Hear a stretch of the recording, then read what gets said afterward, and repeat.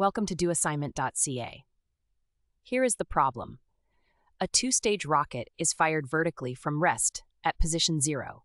Its acceleration is described by a piecewise function.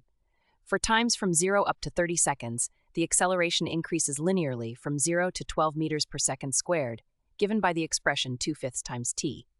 For times from 30 to 60 seconds, the acceleration is constant at 24 meters per second squared. Plot the velocity versus time graph and the position versus time graph describing the rocket's motion for times from 0 to 60 seconds.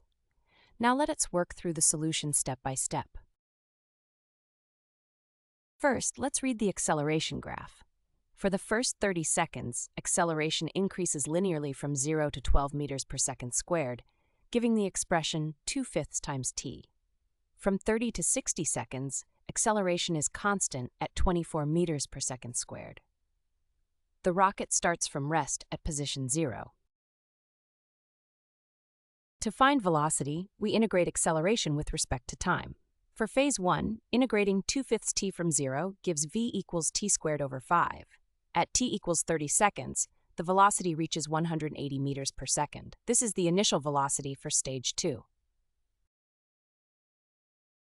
For phase 2 with constant acceleration of 24 meters per second squared and starting velocity of 180 meters per second, integration gives v equals 24t minus 540. At t equals 60 seconds, the velocity reaches 900 meters per second. Summarizing the velocity time graph, during phase 1, velocity follows a parabolic curve from 0 to 180 meters per second. During phase 2, velocity increases linearly from 180 to 900 meters per second. There is a smooth connection at t equals 30 seconds. Now we integrate velocity to get position. For phase 1, integrating t squared over 5 gives s equals t cubed over 15. At t equals 30 seconds, the rocket has traveled 1,800 meters.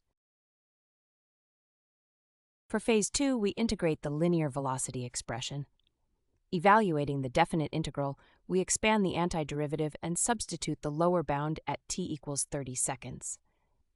This gives s minus 1,800 equals 12t squared minus 540t plus 5,400.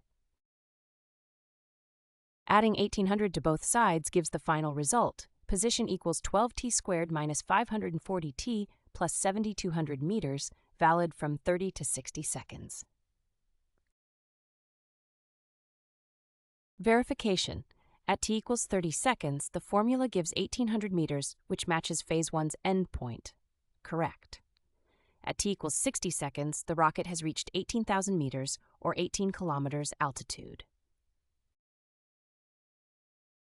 The position time graph is a cubic curve during phase 1 and a steeper quadratic during phase 2. Key values are at time 0, position 0, at 30 seconds, 1,800 meters, and at 60 seconds, 18,000 meters. Both graphs are smooth and continuous at the transition point at 30 seconds. Visit doassignment.ca for more study tools, AI learning support, and online tutoring.